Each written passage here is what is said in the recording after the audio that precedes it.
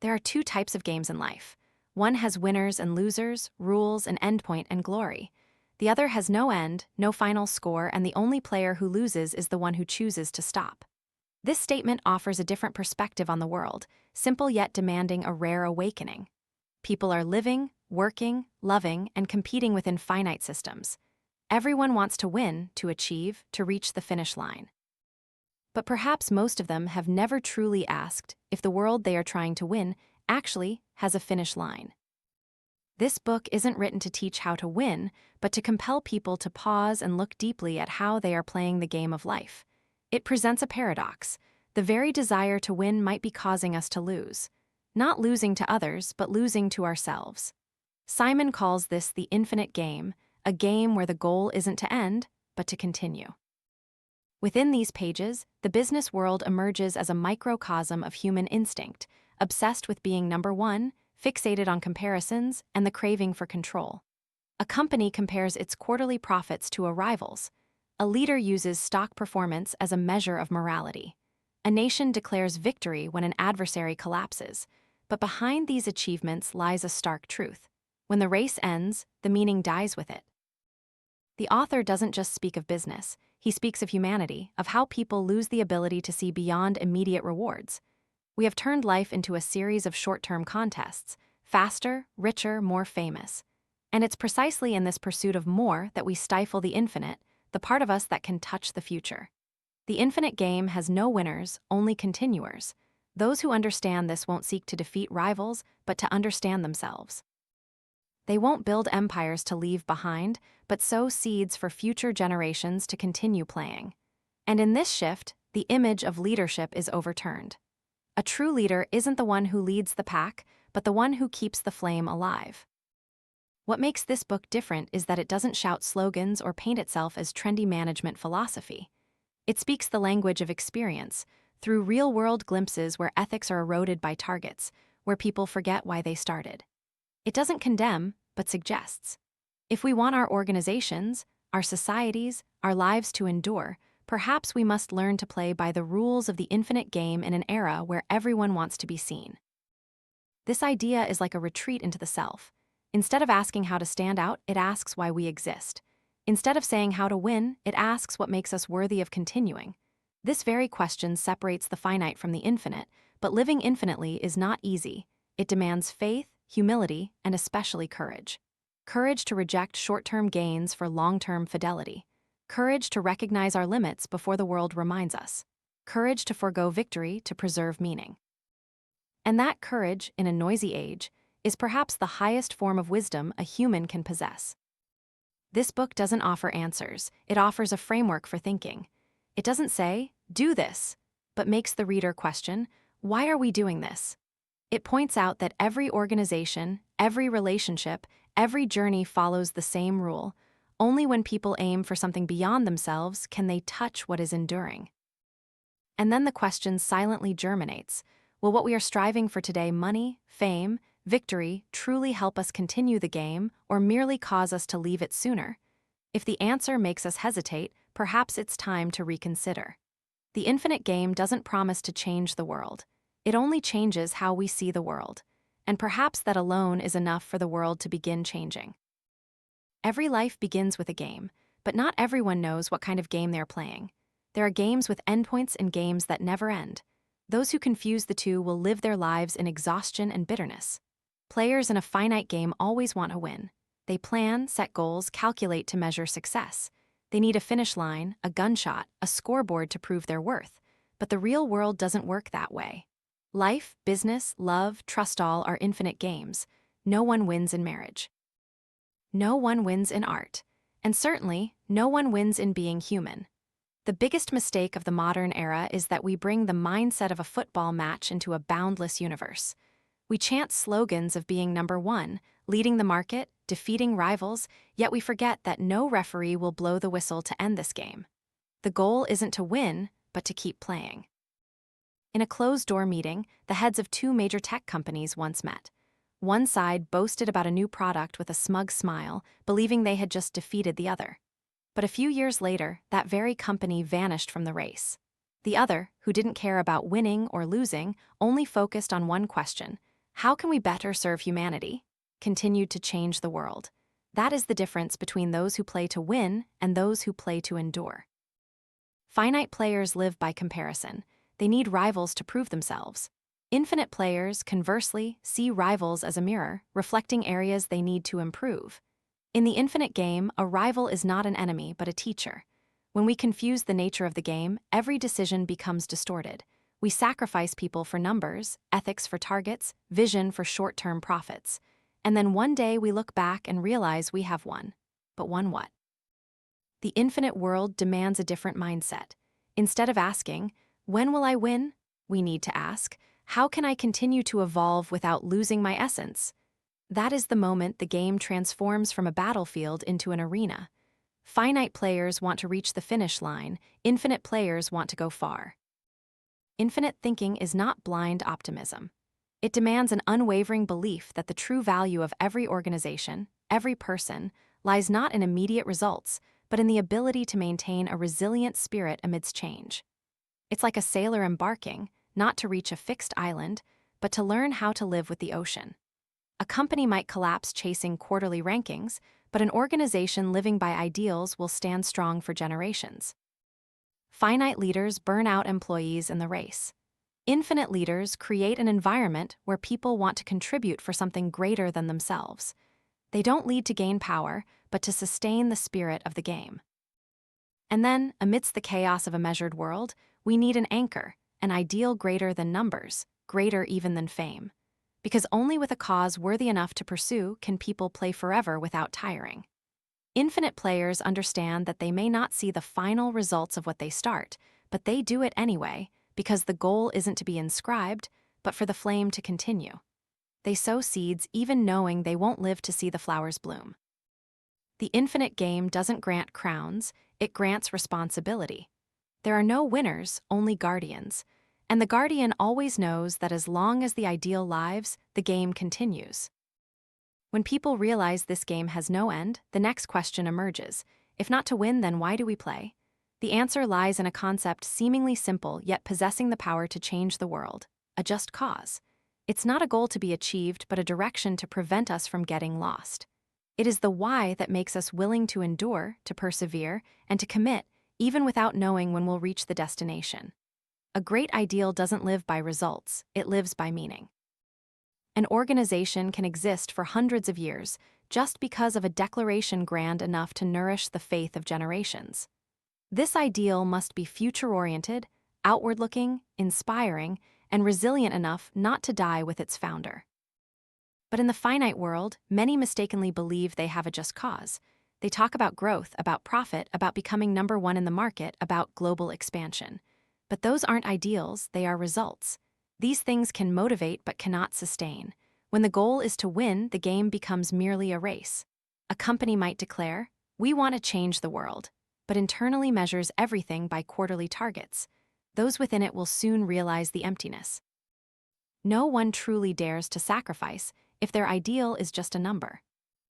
Conversely, there are organizations that don't speak of market share or fame. They speak of belief, of vision. A company with a true ideal doesn't seek to defeat anyone. They simply want to create something better for humanity. These people don't work to win. They work for the feeling of contributing to something meaningful. Remember the Wright brothers. They had no major funding, no prestigious degrees, but they had a dream, a world where humans could fly. Meanwhile, richer, more educated people failed because they were preoccupied with seeking glory. The difference lay in the fact that the Wright brothers didn't seek victory, they sought the evolution of humanity. A true ideal creates endurance that money cannot buy. When a company exists for something beyond itself, the people within become stronger. They endure mistakes, overcome crises, because they know every hardship is just part of a journey longer than themselves. The modern business world is hungry for ideals. We see leaders chasing trends, building brands just to sell. They measure success by likes, by metrics. But all of that will disappear one day. A true ideal, however, will stand firm even when the market changes, when the old generation passes on. To have that ideal, we must write it down, name it, so everyone can strive towards it. Not a slogan, not a campaign, but a living declaration. When people believe they are working for something worthy of belief, they will no longer fear loss. It is then that the infinite game becomes clearer. Players no longer compare themselves to others but reflect on themselves. They don't ask, who are we better than? But how true have we been to our ideal? Every action, every decision, every choice reverts to a single question. Does this help us move closer to our ideal? And when an organization has a clear ideal, its people will find ways to adapt, innovate, and keep the game going. Because what nourishes them isn't the reward, but the belief that they are contributing to something right. While finite players are still busy scrambling for rankings, infinite players merely smile. They know the real game has no finish line, only an ideal like a lighthouse shining in a boundless ocean. An ideal, no matter how grand, will fade if it lacks a guardian. Every organization, every movement, every dream needs someone to stand in the middle, protecting its spirit from being eroded by reality. True leaders don't just manage, they are the keepers of the flame. The keeper of the flame isn't someone who shouts beautiful slogans. They are someone who dares to ask difficult questions, who dares to defend core values even when it slows down growth. They don't live to be admired. They live so that the ideal is not forgotten. In the modern world, this role is often mistaken. Leaders are turned into symbols of power, of targets, of numbers. They are celebrated for profits, not for vision. But when leaders forget why the organization exists, everything else is just an empty shell. A true keeper of the flame understands that they hold a responsibility, not a throne. They don't own the ideal, they merely borrow it for a period to pass it on. When they depart, what matters is not their name, but whether the flame still burns. An infinite leader doesn't ask, how long will we exist? But can this ideal live longer than me? They don't seek to affirm themselves. They seek to build the next generation. Finite leaders worry about achieving results. Infinite leaders worry about creating successors. When an organization prioritizes profit over ideals, the people within will gradually lose faith. They work out of fear, discipline, obligation. But when an organization prioritizes its ideal, people will work out of love. They feel they belong to something greater. And then, even in crisis, they will not abandon the game. Someone once said, when we plant a tree, we don't plant it for ourselves, but for those who come after. Infinite leaders understand this. They create an environment where others can grow, make mistakes, learn, and reach further than they themselves did. They know they cannot stay forever, but they can leave a direction.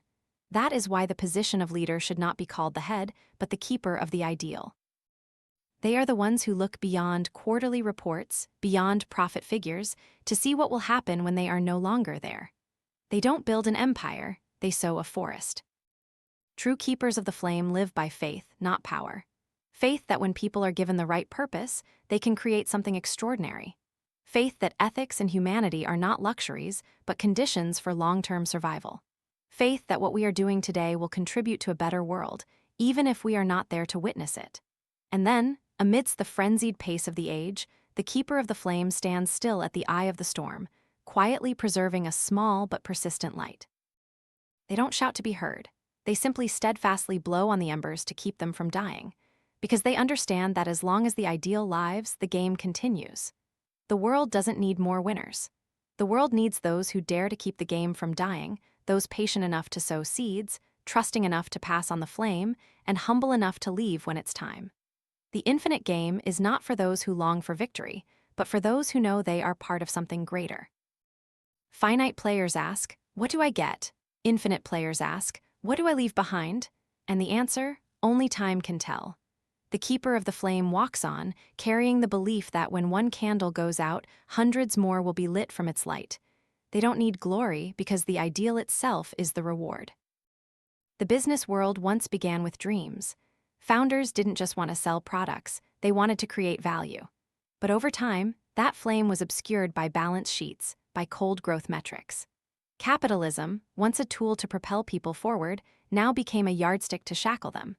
The day leaders believed the sole mission of a business was to maximize shareholder profit was also the day the infinite game was transformed into a finite one. People began to look at quarters, weeks, reports, as if the world ended on Friday. Before the age of numbers, businesses were born with a simple idea: to serve people, to serve society. Store owners knew each customer, cared for them as friends. Now, giant corporations talk more about shareholder value than human value. Profit became a substitute for morality. When the only thing rewarded is growth, people will do anything to grow, even at the expense of trust. They call it efficiency, optimizing strategy. But hidden behind those words is a narrowing of vision, an erosion of ethics. An organization that lives only for profit will sooner or later forget why it was born. And then will come a time when numbers no longer intoxicate people. Shareholders, once joyful about profits, will begin to ask, where did this profit come from and what did it cost? Consumers, once silent, will start looking for brands with soul. They want to buy from those who dare to live authentically by their values. That is a signal of transformation, a new era dawning.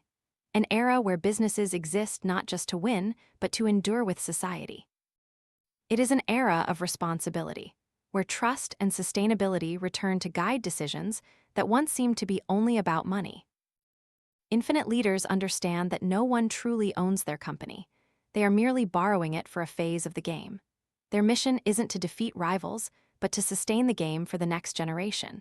They don't ask how much profit a company can generate, but how long it can endure to serve its ideal. That is why great organizations always invest more in people than in numbers.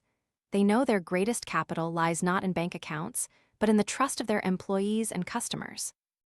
When the world falls into crisis, money can be lost, but if trust remains, the game continues. However, changing mindsets is not easy. When the system rewards short-term results, very few have the courage to choose the longer path. The pressure to play like a finite player is gradually killing the ability to think infinitely. Leaders are forced to satisfy shareholders. Employees are forced to chase targets, and businesses are forced to race without knowing where the finish line is. But amidst this whirlwind, some people begin to pause. They look up from their spreadsheets, look out at the world, look back at people. They realize that this game isn't just theirs, that a business, by its nature, is a living entity. It breathes, feels, creates value, and if it is constantly forced to run faster instead of living healthier, it will burn out. The world is signaling a different era. A world where success isn't measured by growth but by vitality, where value lies not in quarterly results but in the ability to recover, adapt, and remain true to long-term goals. This shift isn't just economic, it's ethical. People are returning to their primordial intuition that doing what's right is always more important than doing what's profitable. That to truly win, you must make others win with you. In boardrooms where people once spoke only of money, other questions are beginning to resonate. Are we living true to our ideal? Are we creating value for society? Will our decisions today make the world a better place tomorrow? These questions are signs of awakening. Responsibility in business is no longer a moral obligation but a survival strategy. Because in the infinite game, only those who know how to preserve trust can continue. In a world where everything can be quantified, there is one thing that cannot: willpower. Willpower is an invisible yet decisive factor in whether an organization lives or merely exists. There are companies so rich they don't know what to do with their money, but a single crisis is enough to bring them down. There are also small organizations, poor in resources, but thanks to unshakable belief, they survive, grow, and become symbols. What distinguishes these two worlds is not money, but willpower. Willpower cannot be borrowed, it cannot be bought, cannot be hired, cannot be franchised. Willpower is an endogenous strength, something only acquired when people believe in what they do. It comes from the conviction that this work has meaning, that each person is contributing to something worthy of existence. An organization can have enormous resources, but if it lacks a shared belief, it is merely a cold machine. Conversely, when everyone believes in the ideal, they will spontaneously transform willpower into energy. Willpower can create resources, but no resource can create willpower. But willpower always has a price. The price of willpower is the courageous choice to protect one's values. Sometimes we have to refuse profit, refuse contracts, even refuse the easy path. There are companies willing to cut dividends to keep people, willing to incur losses to protect their reputation. They understand that money lost can be regained, but trust lost cannot. Willpower is not stubbornness. It is steadfastness to what is right. It does not make us immutable, but helps us be flexible without losing our identity. True willpower does not confront change, but uses change to move closer to the ideal. Sometimes challenges are precisely how belief is tested during a crisis. Infinite leaders don't ask how much we cut. They ask how everyone can get through it together. Some companies facing bankruptcy chose to share the burden. Everyone took turns on leave, no one was fired. When the storm passed, they were stronger, more cohesive, and more loyal than ever. That is the power of willpower. When people feel trusted, they will do extraordinary things. But when treated as tools, they will do just enough not to be discarded. Willpower cannot be forced. It can only be inspired by trust and respect. There are leaders who understand this very well. They don't manage by fear, but by faith. They don't ask employees, "Have you met your target?" But "Do you need my help to complete it?" They know their role is not as a supervisor, but as an energizer. Strong willpower doesn't come from individuals, but from a community with shared beliefs. That is when everyone in the organization understands that they are not just working for a salary, but for an ideal. They feel they are part of something meaningful, and that feeling allows them to overcome fear, fatigue, and their own limitations. Such an organization not only withstands crises, but grows from them. When belief is strengthened, when culture is nurtured, the organization becomes like a self-healing body. And when willpower becomes collective, it transforms into an indestructible force. The leader with an infinite vision knows that their mission is to keep that willpower alive. They inspire through action, not slogans. They dare to admit mistakes, dare to protect people from pressure, dare to take responsibility when things fall apart. And it is this courage that makes others believe. Willpower is not in strategy. It is in how we treat each other. It is created when people feel heard, respected, seen. When willpower is strong enough, every crisis is just a test. That is why organizations with strong willpower will always regenerate. They don't need luck, they need faith. They don't wait for opportunities. They create them because they know that in this infinite game, the only thing that can keep them going is an indomitable spirit, not assets. And when willpower spreads, it becomes what connects everyone. From here, the story of trust begins, where the true power of people is awakened not by command, but by mutual trust. No organization is sustainable if the people within it don't trust each other. Trust is the foundation of all willpower, the backbone of an infinite culture. A team can be skilled, but without trust, they are merely individuals standing side by side.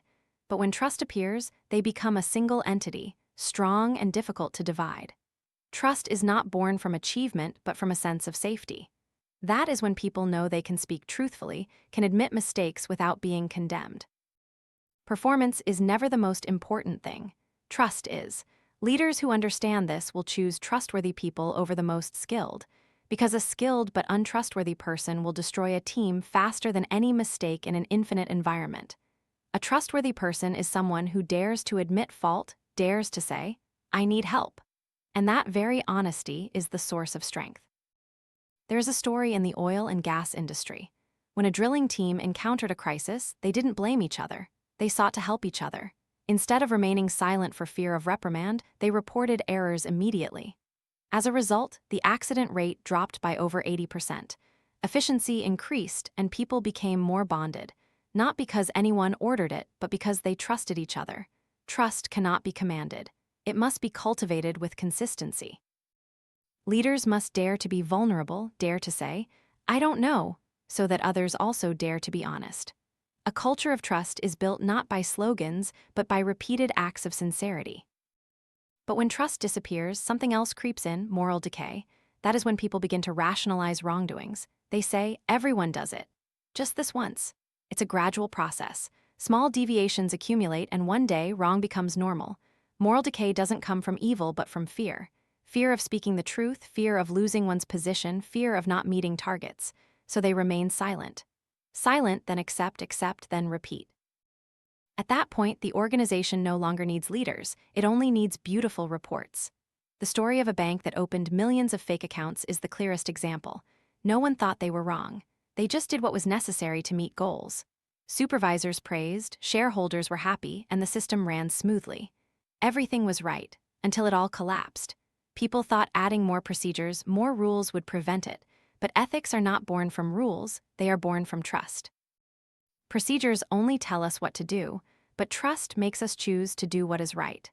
An organization with many rules but lacking ethics is like a body with a skeleton but no blood. There are still beautiful exceptions.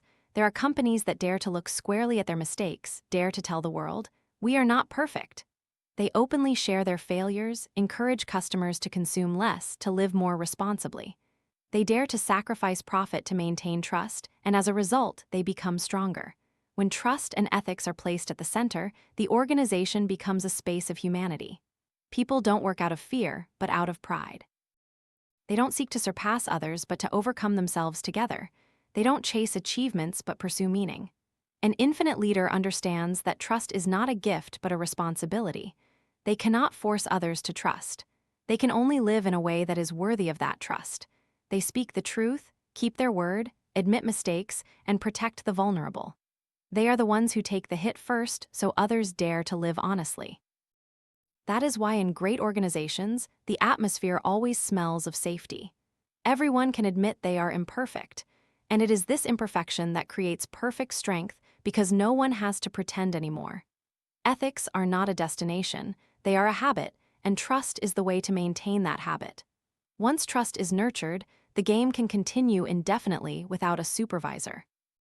And when the world looks back, they will see that the organizations that survived the longest were not the strongest, but the most honest. Because in the infinite game, there is no greater reward than being trusted. Every human needs a mirror for self-reflection, and in the infinite world, that mirror is a worthy rival. They are not enemies, but those who compel us to look at ourselves. When we face them, we clearly see our own limitations, the blind spots that complacency covers. Many believe that growth only comes from defeating others, but in the infinite game, that is a misconception. Finite players fight to be better than others, while infinite players fight to be better than themselves. A worthy rival helps us do that.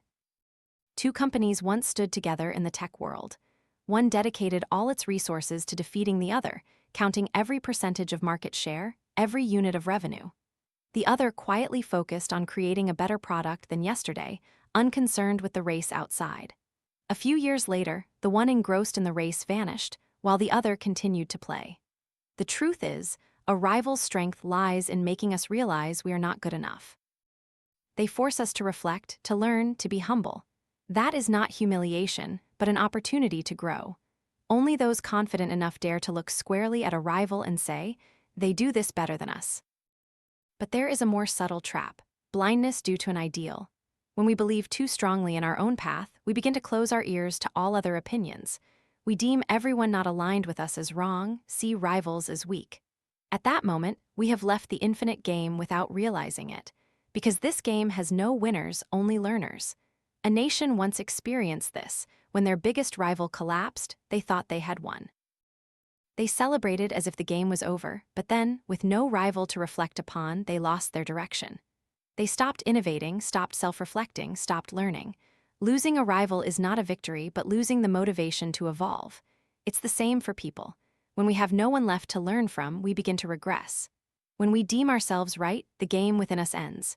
Therefore, wise people always know to keep a rival, not for hatred, but for reflection. A worthy rival doesn't need to be like us. They can be in a different field, from a different generation, even within our own organization. The important thing is that they represent what we haven't yet achieved. Every time they advance, instead of being envious, we can ask, what are they doing right that we haven't dared to do? That question helps us innovate without needing to collapse. When we view rivals as companions, we will no longer fear failure.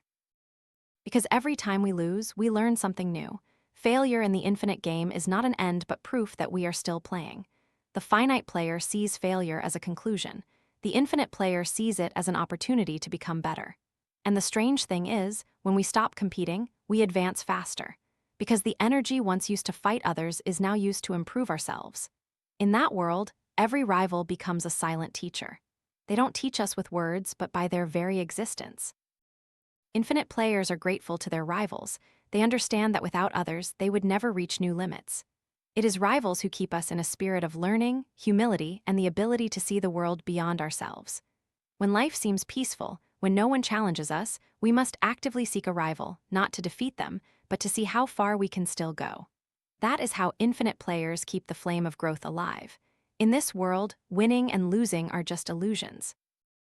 What truly matters is whether we are continuing to learn, continuing to improve, and continuing to play. And to do that, we need people who dare to make us realize we are not good enough. Because sometimes the one who annoys us the most is precisely the one who helps us grow the most. There are moments in the journey when we realize that to survive, effort alone is not enough. Something deeper, more challenging is needed: existential flexibility. This isn't passive adaptation when backed into a corner, but proactive action, daring to break ourselves even when things are going well. Many organizations fail not because they lack competence, but because they cling rigidly to what once made them successful. When a strategy becomes dogma, it turns into shackles, and when the world changes, those shackles drag them down. Existential flexibility is not about chasing trends, it's the ability to see the future even when the present is still brilliant. It demands the vision of one who knows that all glory has an expiration date. While others are intoxicated by victory, the infinite leader quietly asks, "Is this still true to our ideal?" True flexibility only occurs when the ideal is greater than the current model. When the ideal demands a new path, the leader dares to sacrifice even what is running smoothly to move closer to that vision. They don't change for the market, they change for belief. Someone once walked into a laboratory and saw a forgotten idea, a screen that allowed humans to interact with computers. When he left that room, he knew that what he was doing, despite its current success, was obsolete. He chose to dismantle the present to create the future. And thus, the world changed. That is existential flexibility, seeing what no one else sees and daring to do what no one else dares. That decision is not a reaction but a purposeful choice. It demands faith that the ideal is more important than safety, but no such decision happens peacefully. When someone dares to change direction, there are always those who resist. They say, "Everything's fine, don't take risks, we could lose everything." And in truth, they are not wrong. Any real innovation involves risk, but not innovating is the biggest risk.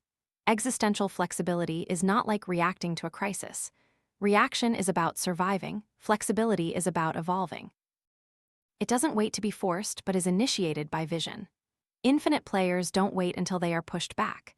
They actively step forward, even when no one asks. And what makes this flexibility special is that it stems from loyalty to the ideal, not from fear of failure. When an organization dares to break the old to get closer to a just cause, they don't lose their identity, they strengthen it. Because identity lies not in form but in purpose. True change doesn't come from technical improvement, but from a change in mindset. An infinite leader understands that people must feel they are part of the new vision. Without belief, change is just a command. But with belief, it becomes a journey. Therefore, before changing the model, they change how people feel. They tell a new story, explaining why instead of what to do. They help everyone understand that change isn't to destroy past efforts, but to keep the ideal alive. Existential flexibility is never about technology or structure. It is about courage. Courage to face the possibility of making mistakes. Courage to take responsibility if it fails. Courage to admit that one doesn't know everything. Because in the infinite game, admitting uncertainty is not weakness. It's the only way to learn. Every flexible decision leaves scars, but scars are proof that the organization is still alive. It doesn't die from fear of change, but continues to evolve to endure. Finite players protect what they have. Infinite players protect the ideal that started them. Ultimately, existential flexibility is not just a strategy, but a way of life. It teaches us that nothing is permanent except the commitment to what is right. And to do that, we need the last thing every infinite leader possesses: the courage to lead through the storm. In a world where everything is measured, courage becomes the rarest asset. Courage is not a heroic outburst, but the steadfastness of one who upholds an ideal amidst the pressures of reality. Infinite leaders not only need vision, they need the courage to protect that vision when everyone around them calls for compromise. To live with an infinite mindset, one must accept short-term losses to uphold long-term meaning. That sounds easy. But when shareholders, media, or public opinion demand immediate results, only those with true conviction can endure. A pharmacy chain once made a strange decision: to stop selling tobacco products, a product that brought in billions of dollars annually. They knew revenue would drop, knew the market wouldn't understand, but they did it anyway because they understood they couldn't both claim to care for human health and simultaneously facilitate a deadly habit. A few years later, they not only recovered their profits, but gained something more valuable: trust. That is an example of the courage to lead. Courage is not recklessness. It is the ability to choose what is right even when what is wrong is easier. It is when we choose to go against the current because we believe that path preserves dignity. In the infinite game, cowards follow trends. The courageous create new directions, but no one is courageous alone. Courage is nurtured by a just cause, a trusted team, worthy rivals, and existential flexibility. When we have a grand ideal, honest companions, rivals who help us reflect, and the ability to change when needed, we can stand firm against headwinds. Finite leaders only need skills, infinite leaders need fortitude. They must endure skeptical glances, hear accusations of undermining profits. They are told they are going against the market. They must accept being misunderstood in the present to be recognized in the future. Courage is daring to stand alone even when you know you are right. There are times when they are tested to the extreme. Stock prices fall, employees waver, media criticizes. But instead of shrinking, they remain steadfast, continuing to do what is right, because they know that true value cannot be proven in a quarter, but over an entire generation. The courage to lead is not a roar but a weighty silence. It is a direct gaze, honest words, consistent action amidst the storm. Infinite leaders don't need others to praise them. They need the conviction that the game continues and the ideal lives. When faced with a choice between ethics and profit, between people and numbers, between reputation and truth, infinite players choose what is right. They understand that people may forget who won or lost, but they will never forget who lived kindly. Here, the picture of the infinite game gradually emerges. The 5 principles that make a true player are clear. 1. Have a just cause worth serving. 2. Build a trusted team. 3. Learn from worthy rivals. 4. Dare to be flexible when needed. 5. Possess the courage to lead. These 5 threads intertwine, forming a foundation that allows people, organizations, or even a civilization to evolve endlessly. Finite players live in fear. Fear of losing out, fear of being forgotten. Infinite players live in belief. Belief in others, belief in the future, belief that even if they are gone, the game continues. And it is this belief that makes them immortal in meaning. Infinite leaders don't seek lasting fame, they only want to pass the torch to the next person. They don't need an audience, they need successors. When their time ends, they smile, knowing that the game doesn't stop, it only changes hands. In today's world, when everyone is busy chasing speed, those who dare to slow down to do what's right become rare. But they are precisely the ones who build the future. The courage to lead is not a gift of fate, but a choice repeated every day. When the last light in their hand goes out, others will step up, carrying that light. Because this game doesn't end, it only transitions. True leaders don't defeat anyone. They just make the world a little better before they leave. Every great book leaves a lingering trace of light after it closes. That light is not dazzling but persistent, and The Infinite Game is such a book. It doesn't teach us how to win, but how to continually continue. Its deepest lesson lies not in management philosophy, but in how we view our own lives. We live in a hurried world where everyone wants immediate results, wants to achieve things, wants to know who is better than whom. But this book reminds us that there are values that only bloom when we stop waiting for them to bloom, that there are paths that only appear when we don't walk to reach a destination. Meaning is not the reward of the winner, but the reward of the persistent. We begin to realize that all competition is meaningless if we don't know what we are protecting. That right is sometimes just another way of saying, afraid of change. That courage is not walking in the light, but continuing to walk when no one is watching. Perhaps what this book truly wants to ask us is, are we playing a finite or an infinite game? Are we living to prove something or to preserve something? When we work, are we trying to be better than others, or are we just trying to become a more complete version of ourselves? Try to look back at what you are pursuing. Fame, position, numbers, or something deeper, warmer, truer. If tomorrow all those things disappear, what will remain within you? If you feel something from this journey, please share your thoughts below. I want to hear your real answers. Not praise, but your perspective, your experience, what lingers with you. Leave a small trace of yourself in this conversation as part of the infinite game that we are continuing together.